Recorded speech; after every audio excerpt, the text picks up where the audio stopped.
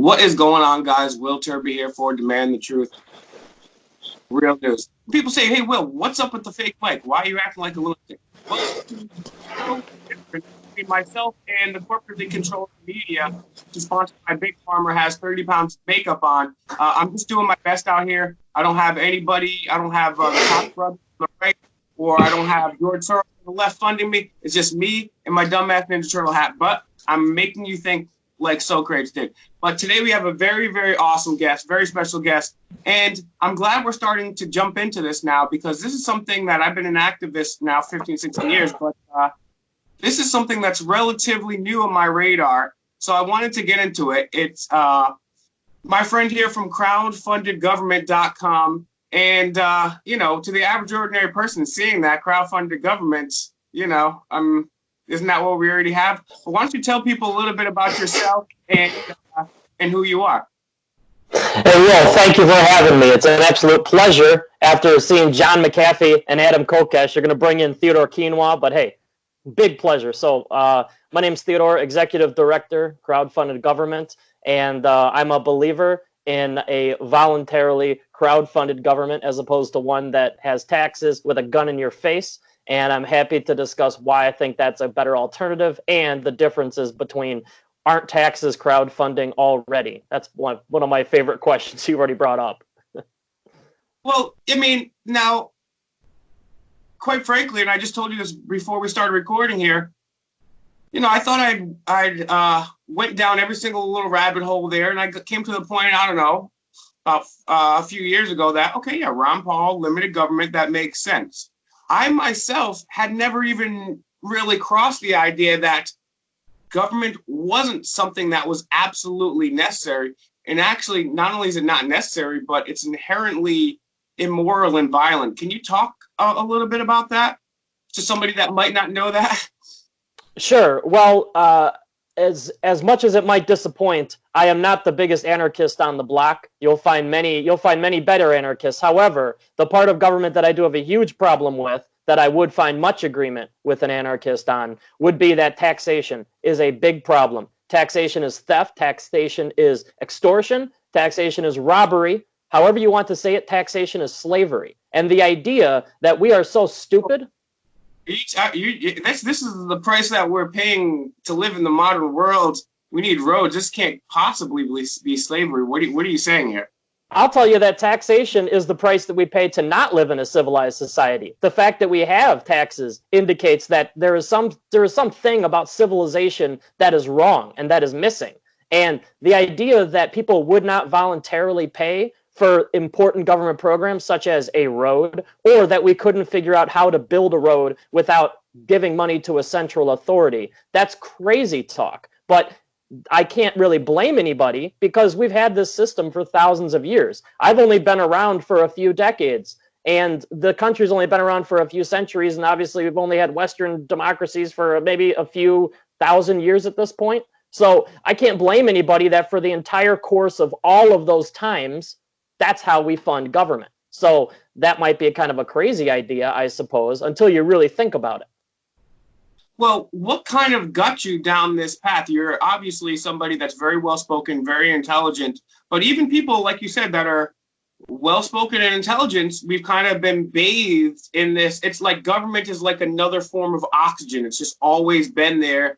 So how did you kind of realize for yourself that taxation is theft, and why do you say that taxation is theft? Well, first of all, don't let the glasses fool you. That the intelligence is lacking many times, as you can see whenever I'm on Twitter. But the idea that taxation is theft or that there's better ways to fund government was not something that I was born with. In fact, I was brainwashed through the public school system, and then I went to a private university in which I was informed the entire time how important it was that we have government and that we have taxes. And while I'm not here to tell you that government is necessarily the most evil institution in the world, I am here to tell you that the way that it's funded definitely makes it so. And I realized at some point in college that I was heading down a difficult path logically. So I was a believer in a bigger government. I was a believer in more taxes. I was a believer in what can the government do for you? And the ideal society for me at that time was the biggest government possible would be the most efficient society possible. And this is what you're brainwashed to learn. I was studying public policy, political science. This is what they tell you. And you're told that there are reasons, such as the tragedy of the commons, that people can't figure out what to do on their own, that the free market left to itself will lead to destruction of the individuals. So this is what I was taught. I had a roommate who really opened up my mind. He always had interesting questions. He would always question the ideas that I had of this authoritarian collectivism, and that somehow I was smarter than everybody else because I had the secrets of the public policy degree. And fast forward to a few years ago, and I've always been unpacking this idea further. And I've eventually got to the point where the question was, so why do we have taxes? And I would always explain to people, well, we have taxes because you're too stupid to figure out what to do with the money. You wouldn't be able to figure out an important program from a dumb program. That's what the politicians are for. That's what the think tanks and the thinkers are for. So slowly over time, it got to the point where I realized maybe we don't have to tell you what to do with your taxes. And then it was getting to maybe we don't have to collect the taxes at all. It really seems that everybody at this point has everything that you need to make informed decisions regarding the government and what it does and how your money contributes to it. And if you don't want to contribute, that's fine. If you want to give to what you give to currently, that's fine. I overcame all these objections, and now all of a sudden I got the blog, crowdfundedgovernment.com. Try to go on as many podcasts as I can. I try to mix it up on social media as much as I can. And over the decade or so, I went from an authoritarian collectivist to a pure voluntarist as it comes to fiscal policy.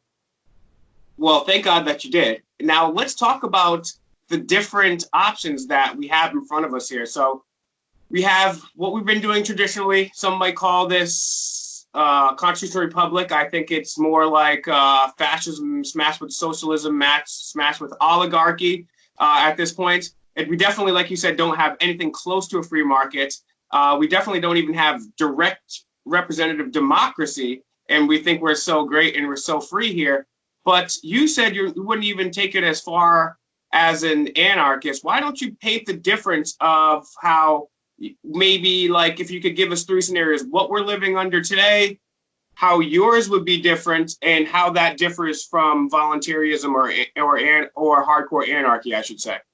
Okay, be ready to guide me through that one. So today, we're living under a system which is quite tyrannical and authoritarian. And you are absolutely right. We are told that we are free. However, we must pay money to central government authorities. No matter where you live, almost all locations are going to have, first of all, the federal income tax covering everything. There's going to be a gas tax that is going to fund your state and the federal government. There is going to be a sales tax in most jurisdictions on the transactions that you make. And you're going to have to pay property taxes simply to live.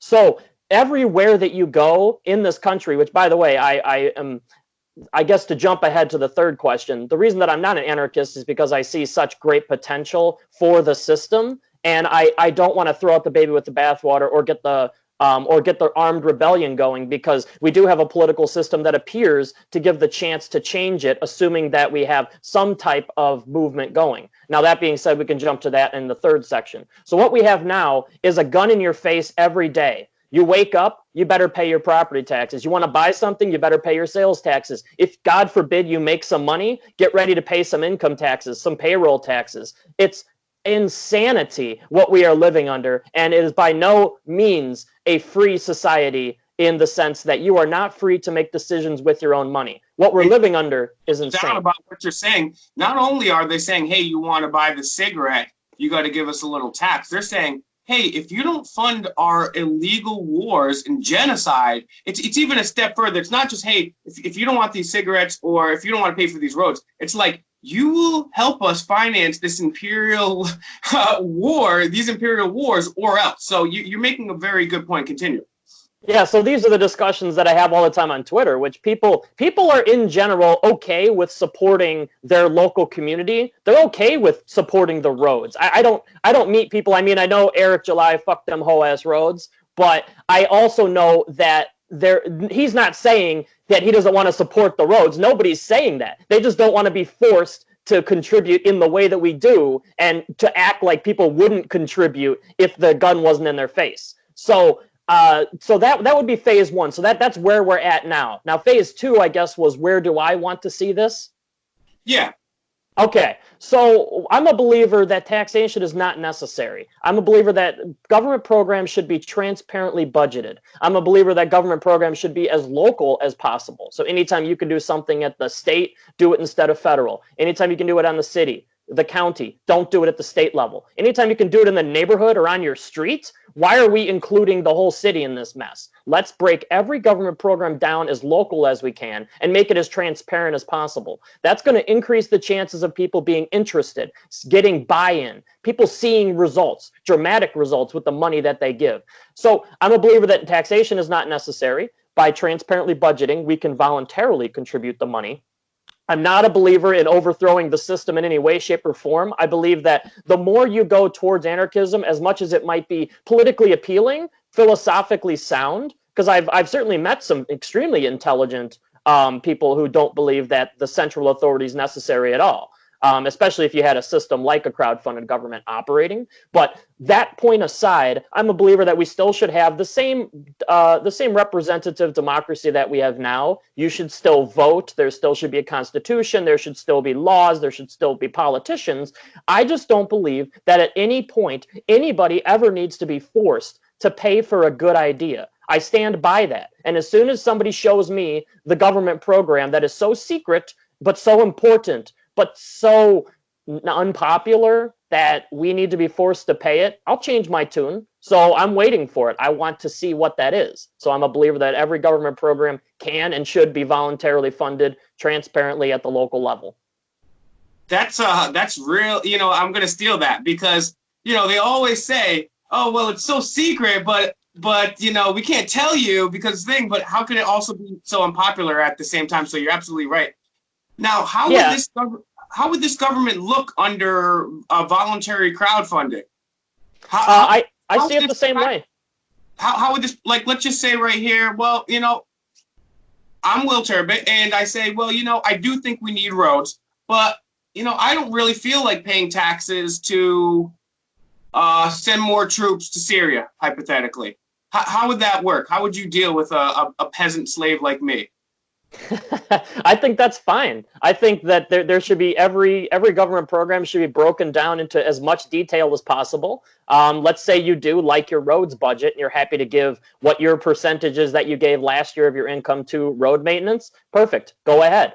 As it comes to the wars, those programs should be listed out. And in fact, when you get into the military, you can have a great discussion. I got into really good detail on the Biting the Bullet podcast because those guys are Marines and they do know what the hell they're talking about when it comes to what does the military do. They will tell you in much better detail than I will all of the stupid things, in their opinion, that the military is doing. They will also tell you how the military has certain programs that if we focused more on those and less on others, we would be more safe and more free. And we'd have to spend an incredibly less amount of money on the military. So the more you break these things down, the more you consider what you're paying for. That's the vision. The vision is check boxes. The vision is individual line items. As detailed as we can get. I mean, at first, you certainly can't start with 5,000 check boxes, but you certainly can start with 5 or 10. That's not going to overwhelm anybody. And yeah, a lot of people have moral objections to war.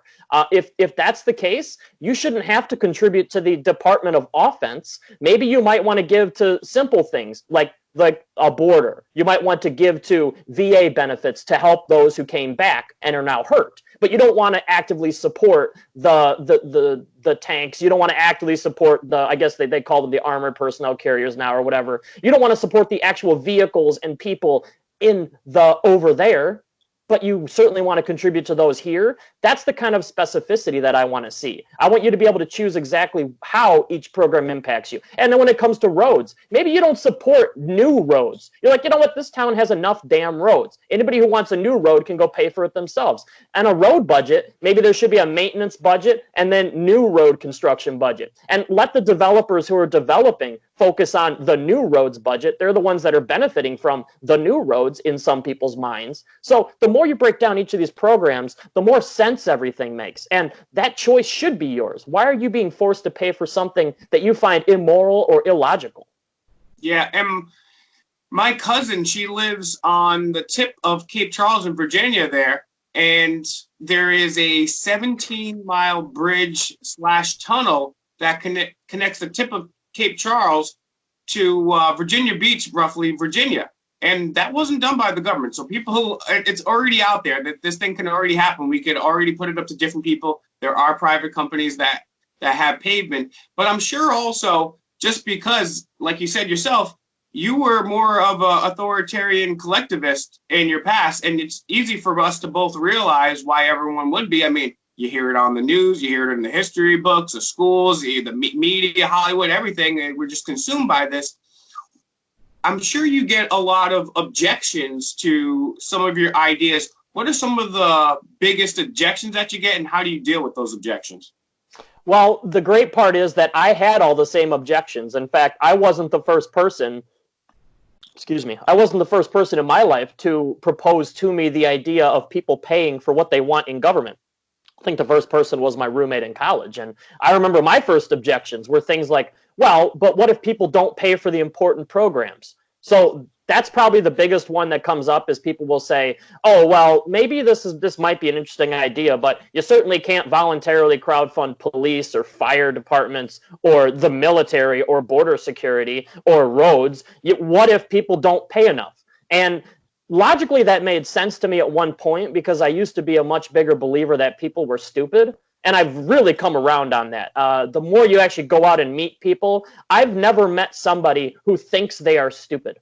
I have never met somebody who doesn't believe that they have an incredible gift at something that they want to deliver to society. I have never met this stereotypical idiot neighbor that everybody believes that the whole rest of the world is made up of. People are very capable of identifying important programs. Everybody's got an opinion. Everybody might hide a political opinion sometimes from, like, your boss or somebody that you're romantically interested in, or a business client. Not everybody wants to talk red-blue politics, but everybody's got an opinion about what their money goes to. Every time they look at their paycheck and a huge chunk of it is missing, everybody thinks, man, I wish my money didn't go to X, Y, or Z, but I wish I could give a little bit more to ABC. How can we work that out? So that's probably the biggest objection that's faced, is what if people don't give to important programs? And I got over that objection just by talking it out and realizing that everybody can figure this out. And I really want to jump in really quick and just say that in the event that somebody truly is disinterested, or they really support 100% of what the government does, the first box on any crowdfunded government should be, I want to pay the same thing as last year to everything. I want to make it as easy as possible so that nobody would ever be bogged down with a long list, unless you want a list. Click the button, give what you gave last year. It's just like taxes right now. I think what your idea is saying on the blockchain somehow would be a great idea, at least move us in the right direction for sure. How have you ever sat and thought about how this might play out if people were given the choice about what they put? I mean, we might see a reinvigoration of health or national parks, or have you ever imagined what that would look like if people were given total control? Have you ever let that scenario play out in your head, how we might look different as a nation? First of all, the blockchain discussion disgusts me, because I came up with this idea before the blockchain bubble really hit. And if I would have called this blockchain government, it would have still been correct, because I believe in a transparent path from the person to the program, and you can track it for accountability. I don't think you and I would be talking. I'd be talking on the Fox News or CNN most nights about my. It has yet to happen. There was an article last year that said, I believe it was out of Forbes, that said, no, it's not time for blockchain voting, which means, yes, it's like 10 years too late already. We've had like Bush Gore, Bush Kerry, now even this last election. It's about damn time we had some real candidates and put these mother hubbards on a blockchain. That's my opinion. But have you ever thought about how the world would be different if people were allowed to crowdfund? Because to your point too, I mean, Americans are truly generous people. So, and I think Americans aren't so different from people in the rest of the world. I think we're all pretty much the same. But anytime something happens, Katrina, Haiti, Americans are the first people to give a lot of money. Unfortunately, it usually goes to the Bushes and the Clintons, and they keep 95% of it, or Bono. But I think if Americans are generous people, so how would you think the government would change at all if Americans were allowed to voluntarily crowdfund the government? Well, first of all, that's another great objection that people bring up is, aren't people too greedy? Don't rich people always try to dodge their taxes, and now you want to let them dodge even more? So I agree with you 100%. People are so giving, but people are selectively giving and compassionate. Nobody just throws their money on the street to anybody walking by. People are very selective. They start with themselves. They start with their family, obviously, because those are the most important pillars. If you can't take care of yourself, you can't take care of another person. If you don't take care of your family, what kind of person are you? And then you move out from there to their community. People are very interested when something happens to a neighbor, and let's say, God forbid, they have a fire and insurance doesn't help out with enough money and they're really sunk.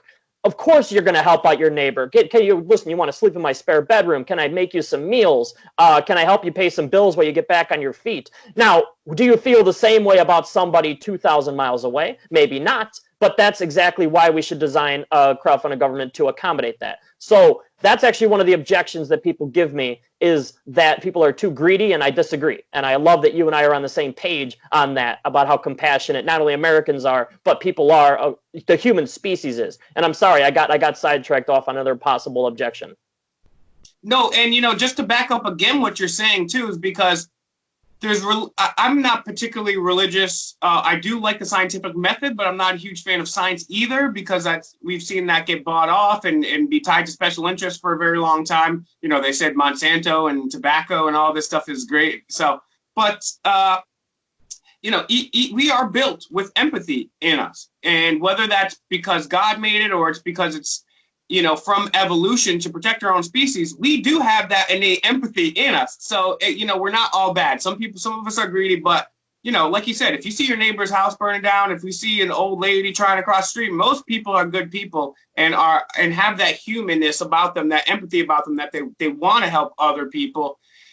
What do you see as far as the future of this idea? For me, I see a lot more people getting involved in that, and not just this idea. Where do you see the future of the United States, if you could just put on your little wizard hat for a moment, going in the next few years? Because I feel like over the last 15, 20 years, we had a great amount of people kind of waking up to different ideas. And I do feel like, though, with what's been happening over the last course of the election or so, we've really had the media kind of beat people down and get people back into that two-party paradigm stuff. So where do you see your ideas going, and also just United States in general in the future? In my opinion, an idea like a crowdfunded government is inevitable. The only question is, when do we start the idea? So I'm not a pessimist about the future. I know many people start looking at changes to laws. People start looking at various freedoms described in the Constitution that may or may not be trampled on every day, getting worse, etc. But I have a lot of hope for the future, because the technology that we have that allows a crowdfunded government, which would be internet, social media, and crowdfunding technology, are only getting better. They're only getting more robust. And the more that this technology improves, the more that people are going to start to do the addition in their head. They're going to start to say, okay, what are we paying these taxes for if all of these things can be adequately handled voluntarily? And I see the future, and where I'd like to go is as much voluntary choice introduced into government as possible. Let's start with local governments. Let's start with small percentages of your property tax or your income tax or businesses' sales tax. Somehow taking this money and allowing people to divert a small percentage of it to programs that they see fit. I think the idea catches off like wildfire. I can't imagine a city that lets you decide where some of your property taxes go, or a county deciding where you see some of your property taxes go, and then a neighboring county saying, yeah, that's not what we do because we're smarter than you. I think as soon as that cat is out of the bag and people start experimenting with voluntarism regarding the choices of their own money in government, it spirals out of control from 5% to 50%. from 50% of what's collected to cutting out 50% and letting people decide what to do with that last 50% and opening up some of the quote-unquote non-essential government budgets for true voluntary contributions. I think that's the future. Now, in regards to how quickly do I expect a fully voluntary crowdfunded government, 1,000 years. I'm totally cool with that. A lot of people tell me that my idea is stupid because it hasn't happened yet. And I remind people that it took us thousands of years to get here. I'm completely okay if it takes 1,000 years to get out of it. I just want to help plant the seeds, begin to introduce a little bit more freedom in your life, get a few guns out of your face if I can, and then watch society prosper as a result. You are very well spoken, very eloquent here. I'm glad that you're out here doing being an advocate for this. And, you know, juxtaposition your ideas with being $23 trillion in debt, having all these foreign wars, our freedoms, our rights being taken from us all the time.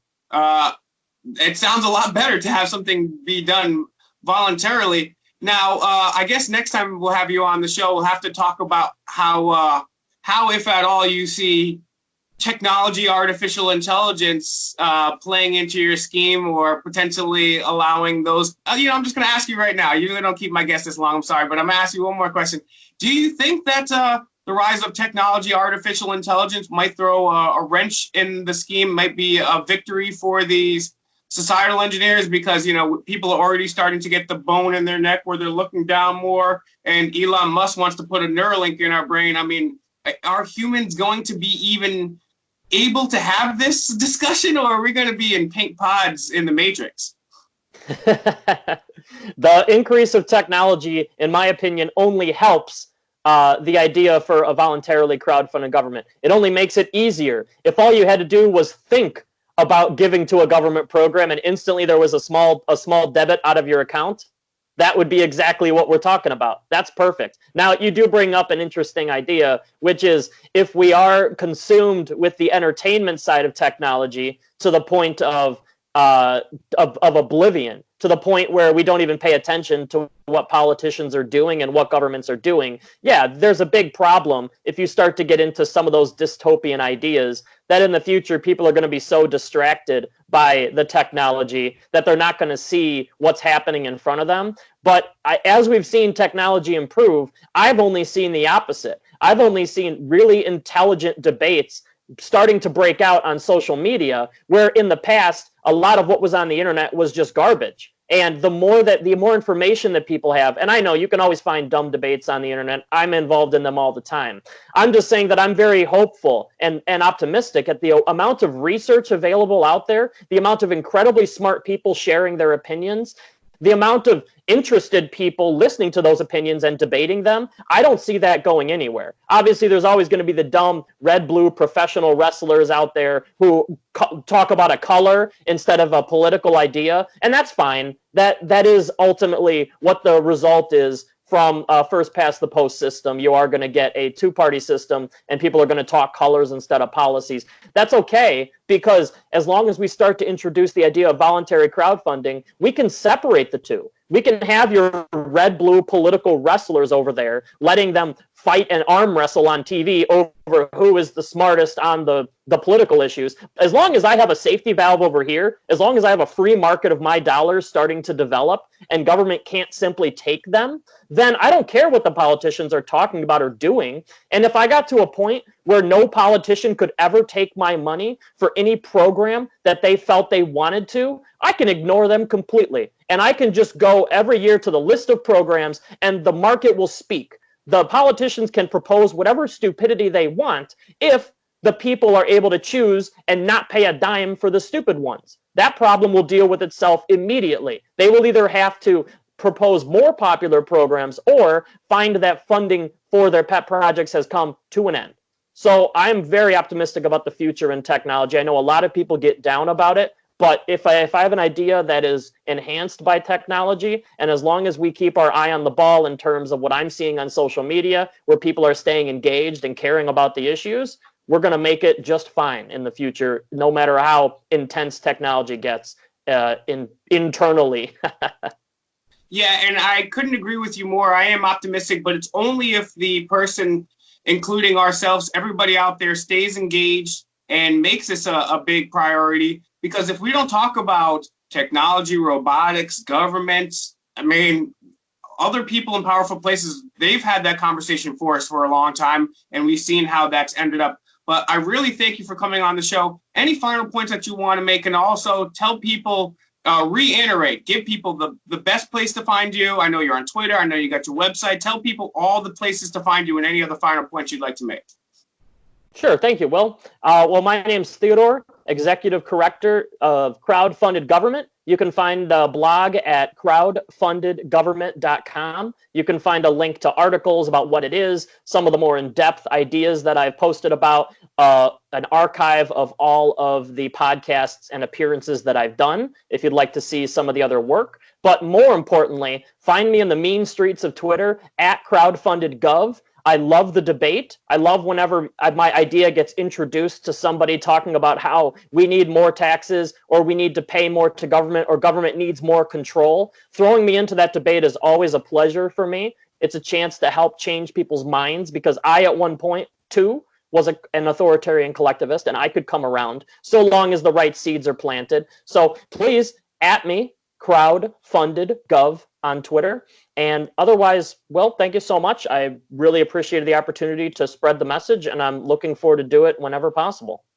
Yeah, you're very thoughtful, very well-spoken. Hopefully we can have you back on the show again. I'm going to make sure that I put his Twitter and the website right there, unless YouTube puts up a box that says we're crazy, and then it'll be below that and below the title. But either way, in the dialogue box, we'll have all of his information. Make sure you check him out because this is certainly a good juxtaposition compared to what we have right now. Like you said, right now, men with guns are ready to come to your house if you don't support another illegal war where we bomb brown people. So thank you very much. Keep up the great work, and we'll be in touch soon. Thank you so much.